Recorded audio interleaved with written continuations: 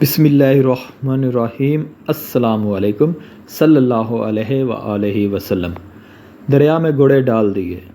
حضرت سعد بن ابی وقاص رضی اللہ تعالیٰ عنہ جہاد کے لیے لشکر لے کے نکلے تو رستے میں دریا آ گیا۔ لوگ بڑے پریشان ہوئے کہ دریا کیسے عبور کریں گے۔ حضرت سعد ابن ابی وقاص رضی اللہ تعالیٰ عنہ دریا کے کنارے کھڑے ہیں، چہرے پر ذرا سی بھی پریشانی نہیں۔ سپاہیوں نے پوچھا، حضور کرنا کیا ہے؟ فرمانے لگے، کچھ بھی نہیں، دریا پار کرنا ہے۔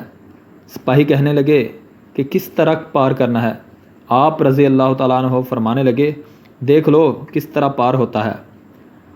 اقبال کہتا ہے، دشت تو دشت دریا بھی نہ چھوڑے ہم نے، بحر ظلمات میں دوڑا دیے گھوڑے ہم نے۔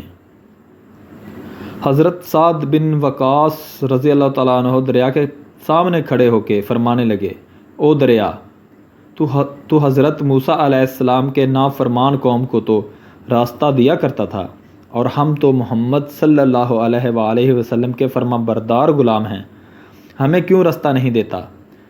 دریا نے راستہ چھوڑ دیا، اندر گھوڑے دوڑائے، گھوڑے دریا کے اس پار آ گئے۔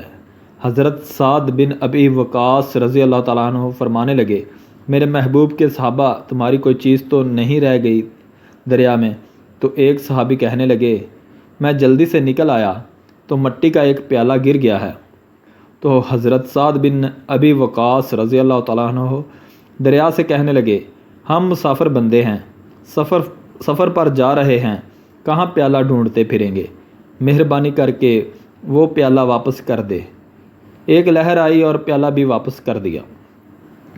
اس واقعے کو اہل فارس حیرت سے دیکھ رہے تھے اور انگشت بدندان تھے کہ وہ دریا کی بپھری موجوں کو کس پرسکون انداز سے عبور کر رہے ہیں۔ جب لشکر اسلام نے دریا کو عبور کر لیا اور مدائن میں داخل ہونے لگے تو لوگ چیخ چیخ کر ایک دوسرے سے کہنے لگے، خدا کی قسم، دیو آمدند، دیو آمدند، یعنی جن آ گئے، ہمارا انسانوں سے نہیں بلکہ جنات سے واسطہ ہے۔